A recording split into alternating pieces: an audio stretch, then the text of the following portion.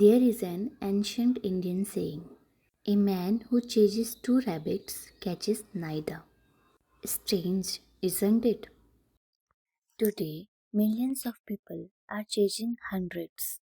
More money, more success, more followers, more achievements, more productivity, and somehow they feel emptier than ever. Look around. People have faster internet, smarter phones, better technology, yet anxiety is rising, stress is rising, burnout is rising. Why? Because we have learned how to make a living, but many of us have forgotten how to live. That's a serious question, and that brings us to a dangerous question. A question most people spend their entire life avoiding. What if the life you are working so hard to build is not the life you actually want? Let that sink in. Because this question changed everything for a young entrepreneur named Tim Ferriss, a man who appeared successful from the outside. Money was coming in, the business was growing, people admired him, but behind the scenes, he was exhausted. Working 80 hours a week, constant emails, stress, pressure. He had built a business, but he had lost his freedom. And one day he realized something shocking. He was living the dream he thought he wanted, yet he wasn't happy. That's when he asked a question that would inspire millions of people around the world. Not, how can I make more money? But, how can I become free? That single question became a global bestseller, a movement, new philosophy of work and life, and that philosophy became the 4-hour work week. More than 2000 years ago, the Bhagavad Gita declared Yoga Karmasu Kaushalam, which means true mastery is not working harder, it is working wisely. Think about it, the world tells us work more, do more, push harder, but ancient wisdom whispers something different. Focus, right? Simply focus. Choose wisely. Just because meaningful life is not built by doing everything, it is built by doing what matters. And perhaps this is the real lesson inside hidden inside the book. Not how to work for hours, but how to stop wasting the precious hours we already have. Because in the end, the rarest currency on earth is not money, it is time, and once spent, it never returns. Chapter 1: The New Rich. For generations, people followed the same formula: study hard, get a job, work for 40 years, retire, then enjoy your life, and sounds familiar. Most of us were taught this part without ever questioning it. But the writer asks something uncomfortable. What if waiting until retirement is the biggest gamble of all? What if life doesn't go according to plan? What if the healthiest years of your life pass by while you are preparing to leave?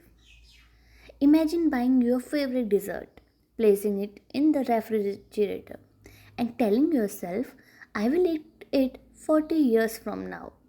Sounds ridiculous, right? Yet that's exactly what many people do with their dreams. Travel later, learn later, love later, and enjoy later. Everything gets postponed until someday. And Tim Ferriss believes that someday is one of the most dangerous words in the English language because someday quietly becomes never. Psychologists call this phenomenon the arrival fallacy. They believe that happiness lives somewhere in the future. If I get the promotion, then I will be happy. If I earn more money, then I will be happy. If I buy the house, then I will be happy. But research shows something surprising. People quickly adapt to new achievements. The excitement fades. The next goal appears, and the cycle continues. This is known as the hedonic treadmill, running faster without truly moving forward. Tim Ferriss changes this entire system. He says, what if happiness is not a destination? What if it is a way of traveling? The Isha Upanishad teaches Tena Tyaktena Bunjitha. Enjoy life without becoming enslaved by possessions. Think about that. Thousands of years ago, Indian sages understood something modern society often forgets. Possessions can improve life, but they cannot replace life. A bigger house cannot hug your children. A bigger salary cannot buy yesterday back. A luxury car cannot create meaningful memories. Only time can do that. Imagine someone deposits $10 billion into your bank account tonight. Enough money for the rest of your life, right? What would you do tomorrow morning? Would you still live exactly as you do today? Or would everything change?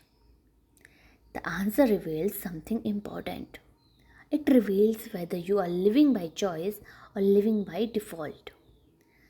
And maybe that's the real purpose of this book. Not to teach us how to become rich, but to ask us a deeper question. Are we building a life we genuinely want? Or are we simply following a script written by someone else? Once Tim realized that freedom matters more than status, he began asking another question. If freedom is the goal, why are we spending our lives doing things that doesn't matter? And that leads us to one of the important powerful ideas in the entire book. The principle that can instantly give us more time, more focus, and more clarity. Welcome to Chapter 2, Elimination, the art of doing less. There is an old story. A king wanted to cut down a huge tree, so he gathered 100 men. Each man struck the tree once, again and again and again and again. Hours passed. Nothing happened.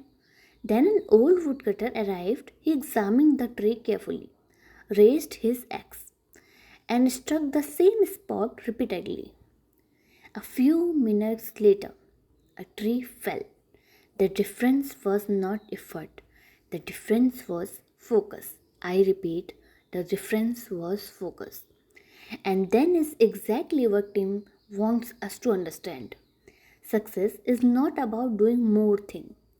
Success is about doing the right things. The great illusion. Most people wake up every morning and immediately become busy. Emails, messages, meetings, notifications, phone calls, social media, tasks, deadlines, etc. etc. By evening, they feel exhausted. Yet, strangely, they haven't moved much closer to their goals. Why?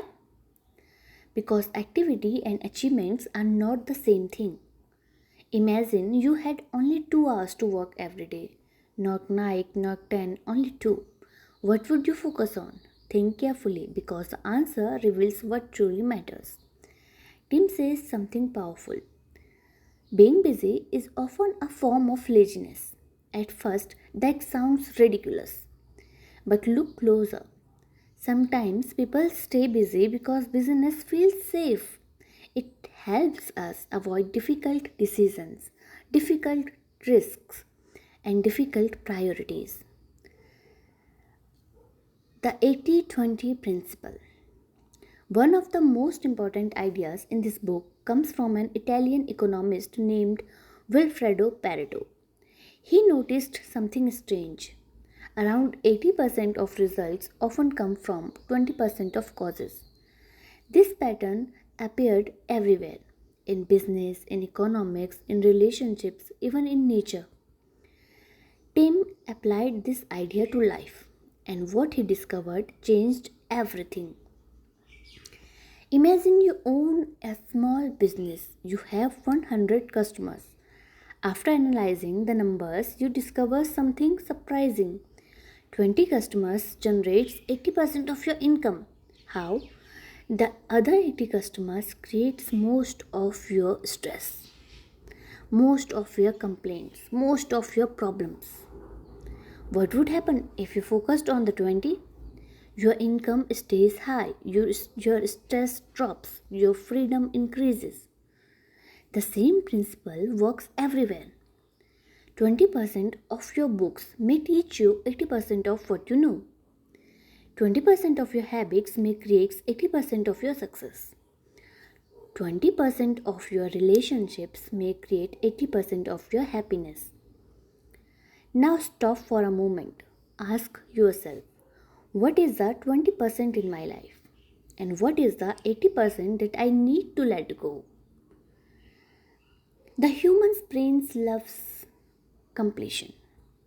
Even when tasks are meaningless, psychologists call this the completion bias.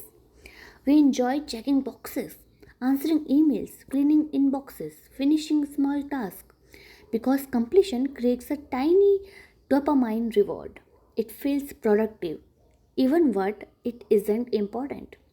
That's why many people spend entire days doing things that feel productive without actually creating meaningful progress.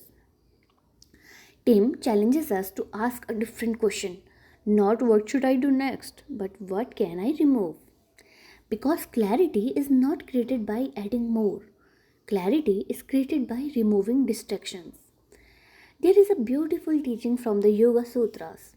Yoga Chitta Vitti Nirodha. Yoga is the stilling of unnecessary mental activity. Notice the wisdom here. The goal is not to add more thoughts. The goal is to remove noise. The same principle applies to life.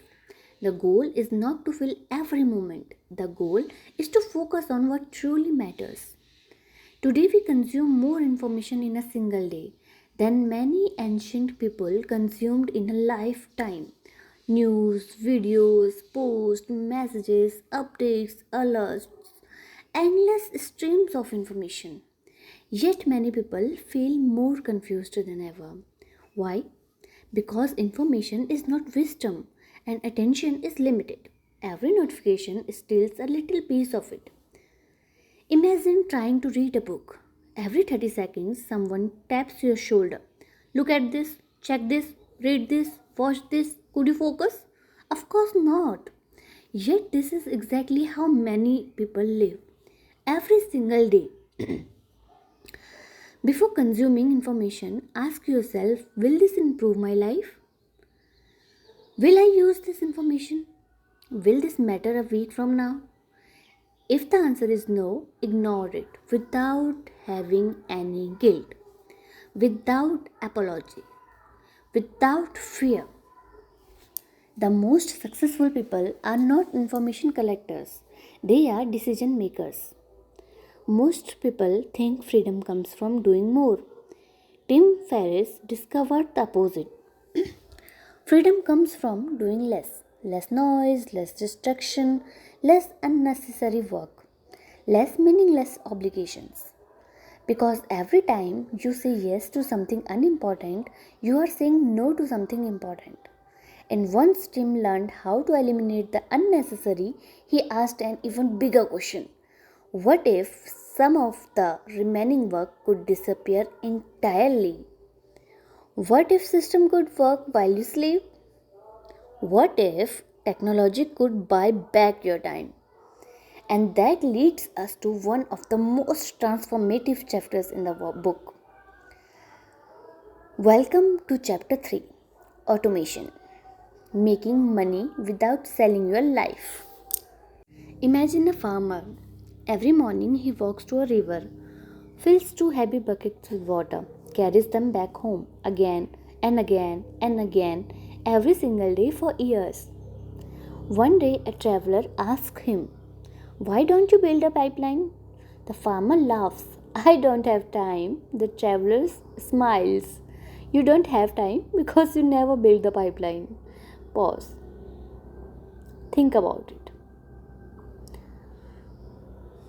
Because many people are living exactly like that farmer, working harder every year, yet never becoming free. Most people believe there are only two ways to earn money. Okay, work more hours or work harder. But Tim introduces a third option: build systems. Because there is a huge difference between creating income and creating a machine that creates income. Imagine two shop owners. The first owner opens the store every day, handles customers, answers calls, manages inventory, solves problem. Without him, nothing works. The second owner creates systems, processes, automation, delegations. The store continues operating even when he is away. But own business, but only one owns freedom. Okay, psychology behind it. When we are talking about this, humans naturally wants control. We believe if I don't do it myself, it won't be done correctly.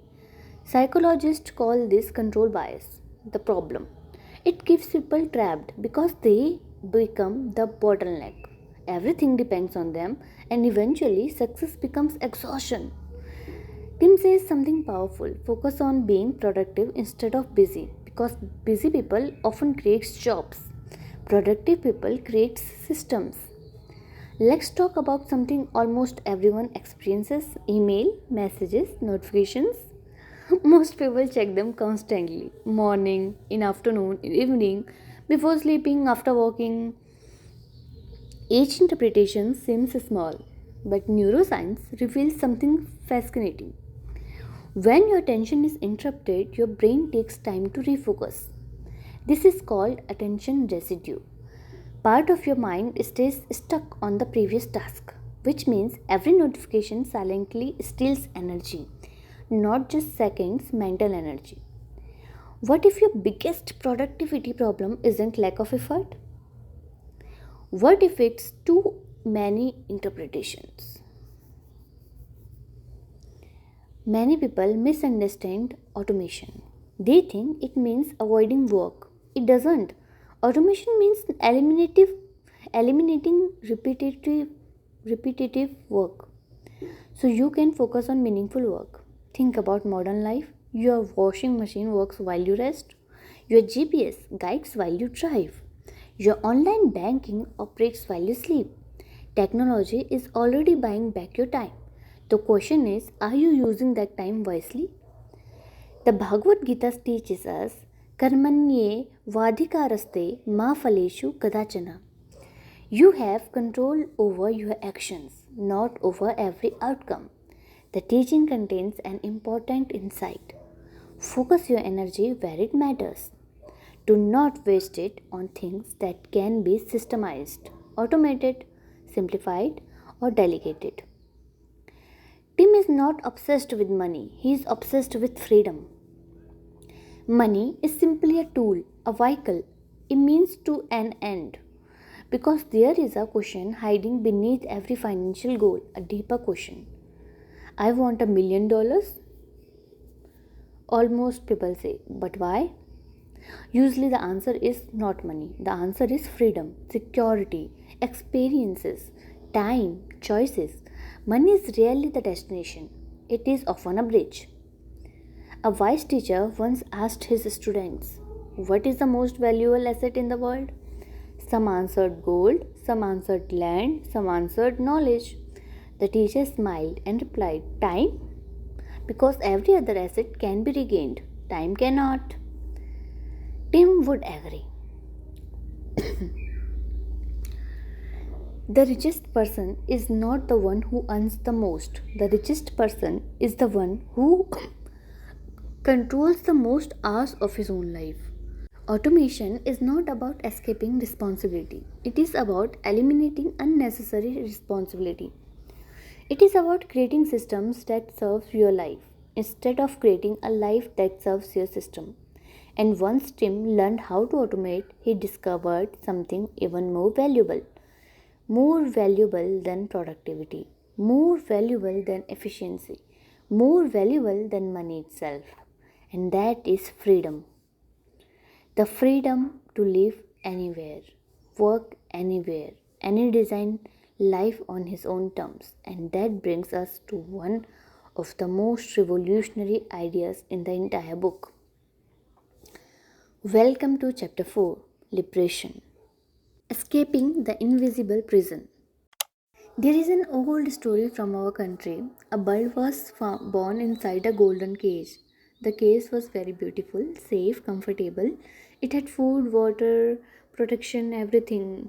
Okay, except one thing, that is freedom. The bird had never seen the sky, never felt the wind, never explored the world beyond the bars. And because it had lived in the cage for so long, it stopped questioning the cage.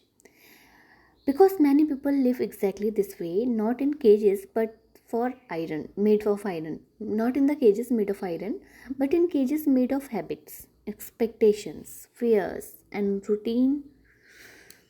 This is our invisible prison. Every morning, the same alarm, the same road, the same office, the same conversations, the same week, repeated thousands of times, and eventually people stop asking questions. They stop dreaming. They stop exploring. They stop imagining a different life. Not because they can't, because they forget they would. They could. What if your job didn't decide where you lived? What if your income wasn't tied to a specific building? What if work adapted to life instead of life adapting to work? Today, this sounds normal. Remote work, digital businesses, online income, flexible schedules. But when Tim first wrote this book, this idea sounded radical, almost impossible. Yet today, millions of people around the world are proving him right. Human beings adapt surprisingly fast, even to situations they dislike. Psychologists call this learned helplessness. When people spend years believing they have no choice, they eventually stop looking for choices, even when opportunities appears. That is why many people remain stuck, not because freedom is impossible, but because they stopped believing it was possible. What would your life look like if you truly believed you had more options than you think? Now we arrived at one of the most famous ideas in this entire book, mini retirements. Most people follow this plan: work now, live later, enjoy later, travel later, rest later, be happy later. But Tim asks why? Why postpone life? Why save energy, meaningful experiences for old age? Why assume that tomorrow is guaranteed? Imagine someone gives you a beautiful musical instrument. Instead of playing it, you lock it away and tell yourself, I will enjoy it when I am 65. Sounds absurd, right? Yet many people do this with life itself. They postpone adventure, postpone dreams, postpone experiences, postpone happiness until someday, and someday quietly becomes never. Ancient wisdom reminds us of one truth: life is uncertain, the future is unknown. Only this moment truly exists. One ancient teaching says, Chareveti Chareveti, which means keep moving, keep living, keep exploring. Life is not meant to be postponed, life is meant to be experienced. Imagine you are 90 years old. You are sitting quietly, looking back at your life. What would hurt more, the mistakes you made or the dreams you never pursued? Research consistently shows something fascinating. People regret inaction more than action. Year later, most people don't regret trying, they regret waiting. Freedom is not about geography. Many people think liberation means traveling the world. Sometimes it does, but that is not the deeper meaning. True freedom is internal. It means having the courage to choose your path. Even when it looks different from everyone else, it means refusing to let fear become your decision maker. It means designing your life intentionally instead of living accidentally.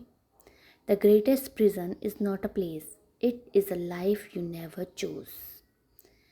At this point, the writer asks us to rethink everything: success, money, work, status, achievement. Because beneath all these things lies a deeper desire, the desire to be free.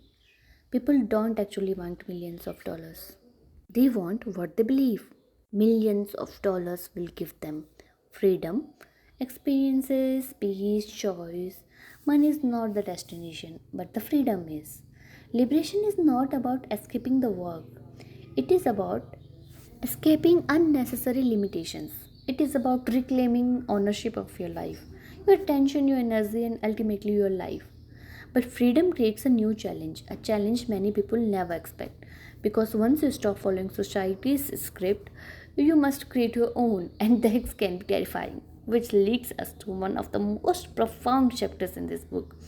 A chapter that asks a simple but life changing question: if nobody else's expectations mattered, how would you actually choose to live? Welcome to chapter 5th: Lifestyle Design, creating a life worth waking up for. Imagine a ship sailing across the ocean. The ship is powerful, the engine works perfectly, the crew is experienced, the weather is good. But there is one problem: nobody knows the destination. Nobody knows the destination. No matter how fast that ship moves, it is still lost. Now think about your own life. Many people are moving fast, very fast, busy schedules, busy calendars, busy minds, but few stop to ask where I am actually going.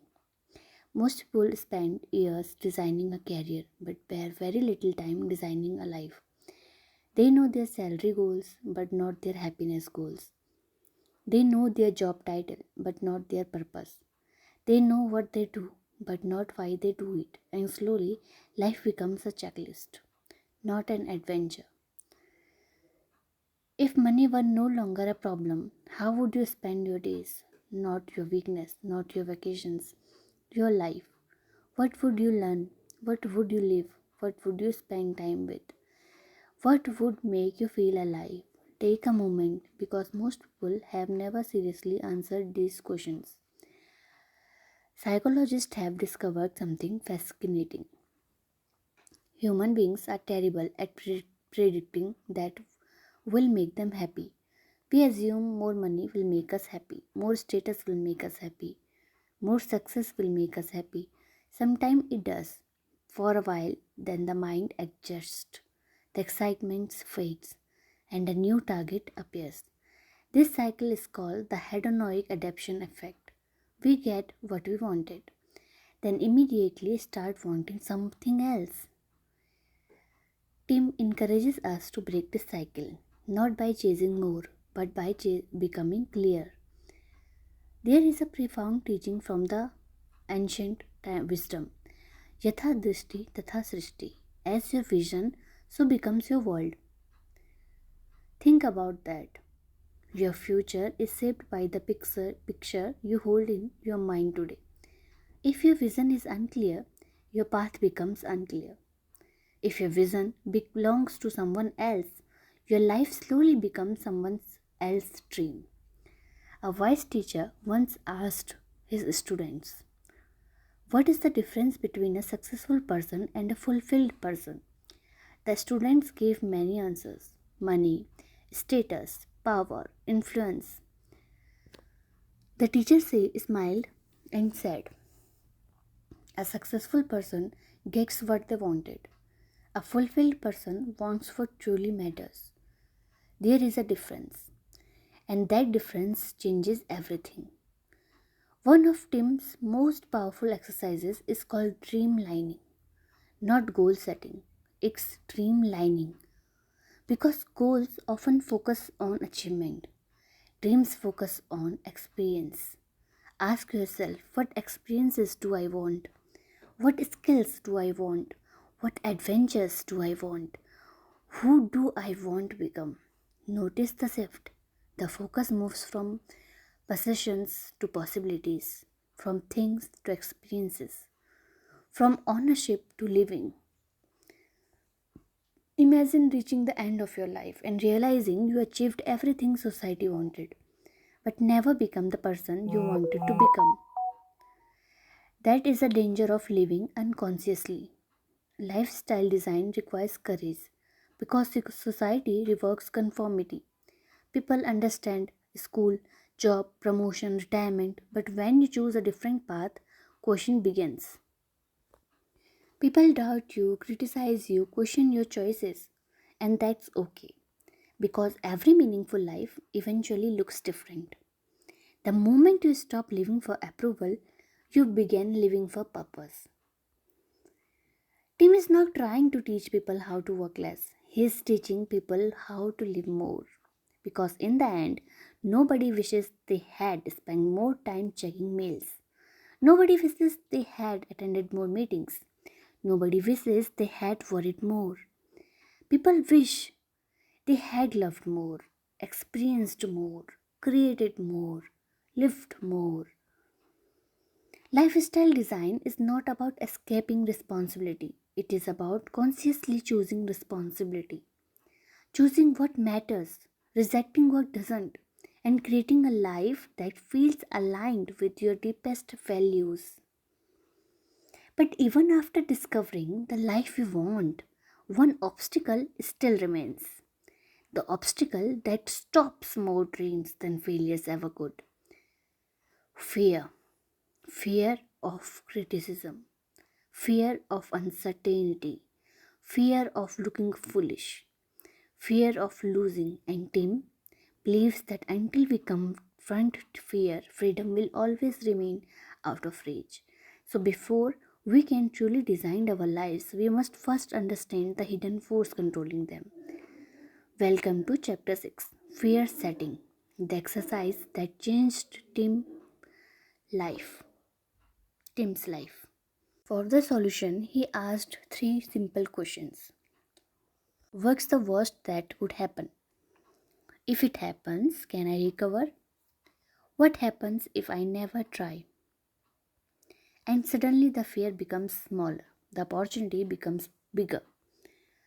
Research shows that people target inaction far more than failure. Years later, most people don't say, I wish I hadn't tried. They say, I wish I had tried. Fear grows in darkness, clarity shrinks in. After all the strategies, all the systems, all the frameworks, Tim leaves us with one simple truth.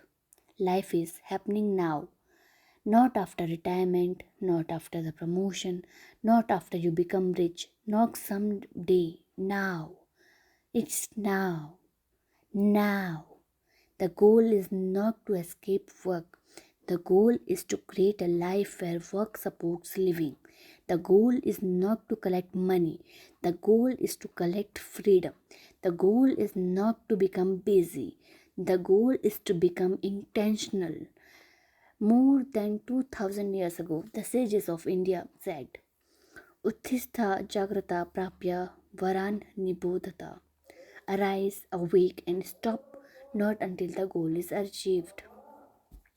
But notice the goal is not merely success, the goal is awakening. Awakening to how precious life really is. Imagine two people reaching the end of their lives. The first says, I worked hard, I earned money, I followed the rules. The second says, I explored, I learned, I loved, I created, I truly lived. Both spent the same number of years on earth, but only one experienced and life fully. The 4-hour work week is not really a book about working for hours. It is a book about questioning assumptions. It is a book about freedom. It is a book about designing life intentionally. And most importantly, it is a reminder that time is our most valuable asset. Because money lost can be earned again, opportunities lost can return, but time once gone, never comes back. So before you leave today, ask yourself one question. Am I building a life that looks successful or a life that feels meaningful? Because at the end of the day, success is not having more. Success is needing less. Freedom is not doing nothing.